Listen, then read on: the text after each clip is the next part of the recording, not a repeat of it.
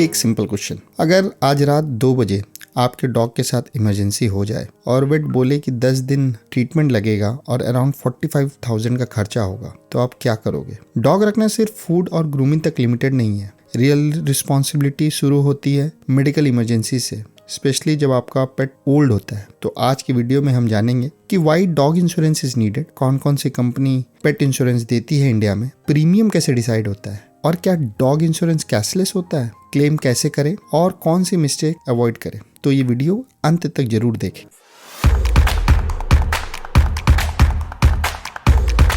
So why do we need dog insurance? So let's be practical. India में dog medical का cost steadily increase कर रहा है। अगर टिपिकल इमरजेंसीज के ट्रीटमेंट की बात की जाए तो जैसे टिक fever, it cost around 10,000 to 30,000। अगर फ्रैक्चर सर्जरी की बात की जाए तो अराउंड 25,000 to 60,000। अगर पार्वो ट्रीटमेंट की बात की जाए तो it is 15,000 to 40,000। And cancer treatment तो मोर देन 50,000 होता है। सो इमरजेंसी कभी भी आ सकती है, इसकी प्लानिंग नहीं की जा सकती। सो डॉग इंश्योरेंस का बेसिक पर्पस है कि कोई भी फाइनेंशियल शॉक को वो एब्जॉर्ब करता है, ट्रीटमेंट की डिले को अवॉइड करता है, एंड सबसे इम्पॉर्टेंट एक पीस ऑफ माइंड देता है। इंश्योरेंस लेने का मतलब ये नहीं है कि आपका डॉग सिक नहीं होगा, इसका बस इतना ही मतलब है कि आप प्रिपेयर्ड हो। अगर आज आप 1 से 2 लाख रुपए एनी टाइम डॉग ट्रीटमेंट पे कर सकते हो तो इंश्योरेंस आपके लिए ऑप्शनल चीज है, अदरवाइज इसको बहुत सीरियसली कंसीडर करना चाहिए। सो नेक्स्ट इज कौन कौन सी कंपनियां इंडिया में पेट इंश्योरेंस प्रोवाइड करती है। सो इंडिया में मेजरली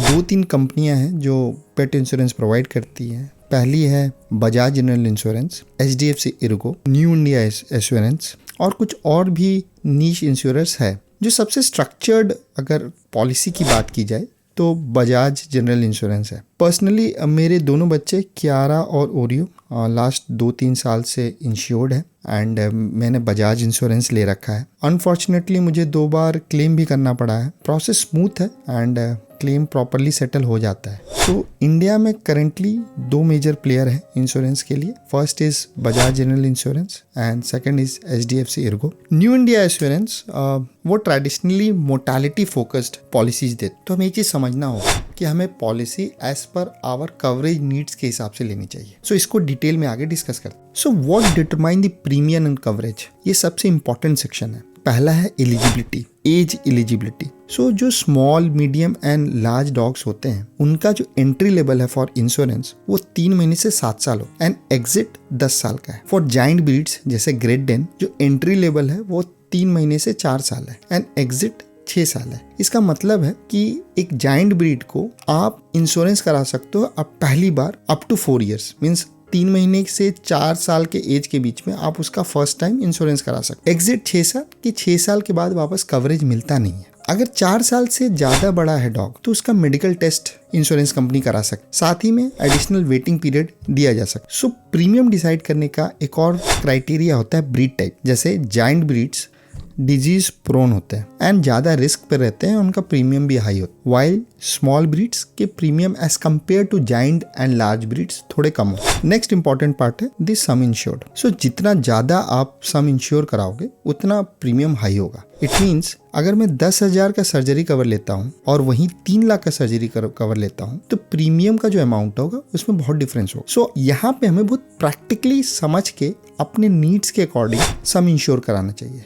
क्योंकि इंश्योरेंस लंबे टाइम के लिए ली जाती है। हम लोग चाहते हैं कि पूरे entire life of the dog में आपको लेनी चाहिए, एवरी ईयर रिन्यू कर करके। Next is type of coverage select. जैसे 2 टाइप की पॉलिसीज आती है, एक होती है कॉम्प्रिहेंसिव, दूसरी होती है modular type. Modular type generally हम लोग के नीड्स के अकॉर्डिंगली हम लोग लेते हैं, तो उसको समझते हैं। तो प्रैक्टिकली ये सबसे इंपॉर्टेंट सेक्शन है जिसको हमें देखना चाहिए। तो सबसे पहला जैसे एग्जांपल है वो होता है सर्जरी एक्सपेंस कवर। तो आप एक lump sum amount of value surgery के लिए रख लेते हो, जैसे एग्जांपल 50,000। सो अगर आपके डॉग का सर्जरी होता है तो 50,000 अप टू 50,000 आप क्लेम कर सकते। इसमें फ्रैक्चर कवर आप अलग से ले सकते हो। डॉग में जैसे हिप डिस्प्लेसिया और कैटरैक्ट क्वाइट कॉमन होता है एक एज के बाद, तो उसको भी आप अलग करके रख सकते। इसमें sufficient amount of expense cover हमें लेना चाहिए, क्योंकि जब भी आपका डॉग को ऑपरेट करना होता है तो मोस्ट अमाउंट ऑफ या फिर large amount of money required होता है।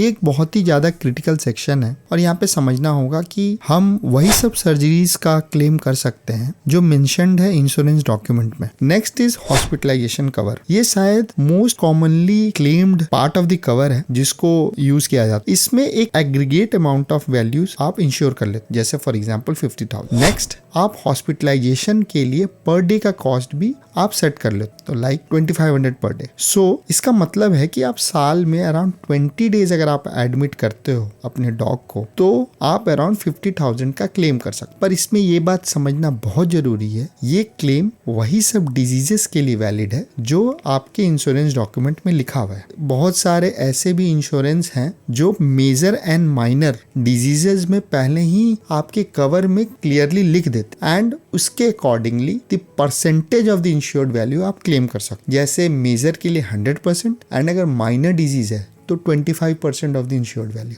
ऐसे करके क्लेम क्लियरली लिखा रहता है, ये आपके डॉक्यूमेंट में आपको पढ़ना पड़ेगा। नेक्स्ट कवर होता है mortality benefit.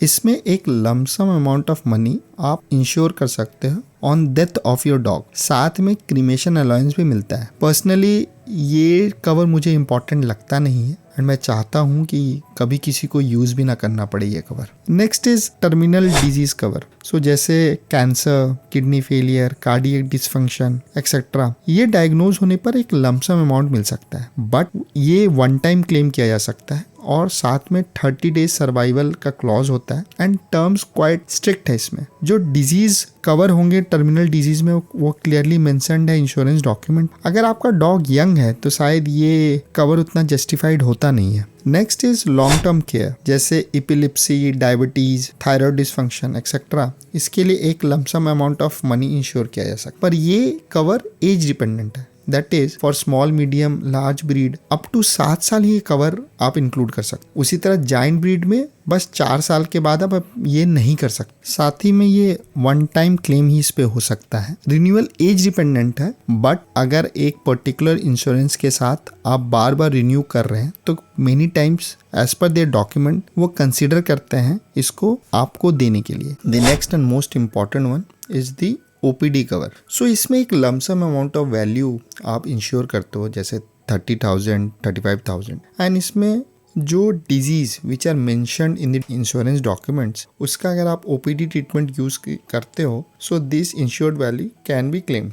Most claims OPD में ही आते हैं। The next is third party liability. अगर आपका डॉग किसी को बाइट करता है या फिर कोई प्रॉपर्टी डैमेज करता है या फिर किसी को इंजरी को कॉज करता है तो इंश्योरेंस आपको इंडेमनीफाई करता है। साथ में जो लीगल चार्जेस होंगे, अगर वो बंदा कोर्ट में चला जाए एंड आपको एक लीगल केस लड़ना पड़े तो उसमें भी ये थर्ड पार्टी लाइबिलिटी कवर करता है। अगर आपके पास लार्ज एंड एग्रेसिव ब्रीड है तो आपके लिए ये बहुत इंपॉर्टेंट कवर है। वाइल अगर आप छोटे ब्रीड रखते हो जैसे सिट्जू, पग, तो शायद ये कवर उतना इंपॉर्टेंट नहीं है। So next is lost and theft cover. So अगर आपका डॉग लॉस्ट हो जाता तब भी आपको एक कवर है जो उसको प्रोटेक्ट करता है। इसमें पर मिनिमम रिक्वायरमेंट है कि आपको FIR करना होगा, उसका एडवर्टीजमेंट छापना होगा एंड 45 डेज का इसमें वेटिंग पीरियड है। इसमें जो आपने सम इंश्योर किया है वो आपको आफ्टर 45 डेज मिल सकता। ये भी अगेन कवर बहुत इंपॉर्टेंट नहीं है, क्योंकि अगर आपका डॉग ही लॉस्ट हो जाए तो फिर वो पैसा का आप करोगे क्या। सो अगर इसको सम अप करते हैं, सो अगर आप modular type of insurance system को प्रिफर कर रहे हो ओवर कॉम्प्रिहेंसिव, तो आपको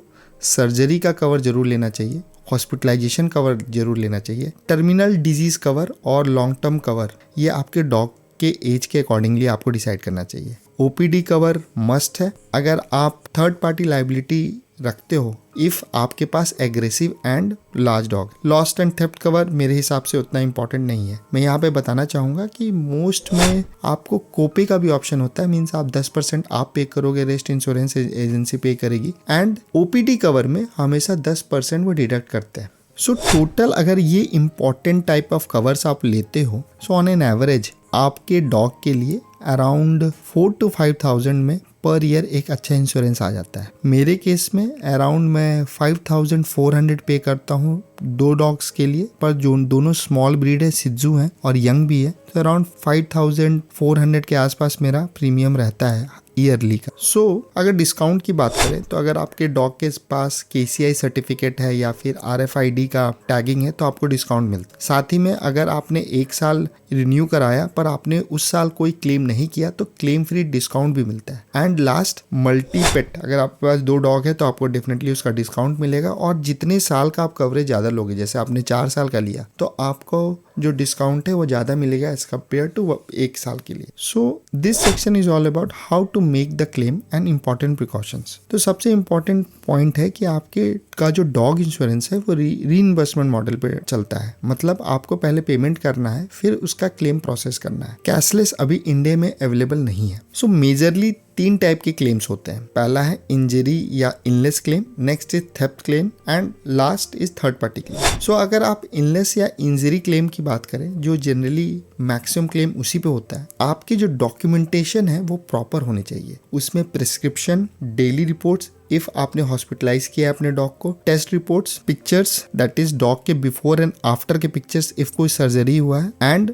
वेट के स्टैम्प्स एंड सिग्नेचर। ये सारे चीज प्रॉपरली वेट के स्टैम्प या सिग्नेचर के साथ होना चाहिए। Next is claim initiation. आपने जैसे ही पेमेंट पूरा कर दिया है उसके बाद आपको ऐप या फिर ईमेल के थ्रू अपने इंश्योरेंस एजेंसी को इन्फॉर्म करना होता है और क्लेम इनिशिएट करना होता है। यहाँ पे 2-3 बहुत इंपॉर्टेंट चीज है जिसमें गड़बड़ी नहीं होनी चाहिए। First is vaccination certificate. आपके डॉग को कोई भी डिजीज हुआ हो, अगर वो वैक्सीनेटेड नहीं है प्रॉपरली तो उसका कोई भी इंश्योरेंस क्लेम नहीं होगा प्रोसेस। सो आपके वैक्सीनेशन सर्टिफिकेट अपडेट होने चाहिए। Secondly is disease name. आप वही डिजीज का क्लेम कर सकते हो जो आपके इंश्योरेंस डॉक्यूमेंट में मेंशन है। Next is digital payment. Digital payment में आपको सारे पेमेंट्स मोस्टली डिजिटल करनी चाहिए, या फिर अगर आप कैश में पेमेंट करते हो तो उसका रिसिप्ट आपने वेट से ले लेना चाहिए। मैं most of the points insurance claim के वीडियो में ले चुका हूं, पर अगर तब भी किसी को कोई इशू होता है so I can help you out कि कैसे क्लेम करना चाहिए। Next is theft claim. Theft claim के लिए FIR मैंडेटरी है। साथ में आपको एडवर्टीजमेंट प्रूफ देना चाहिए, दैट इज कि आपने न्यूज़पेपर में इसका एडवर्टीजमेंट दिया था, एंड इसमें 45 डेज का minimum waiting period. Next is third party claim.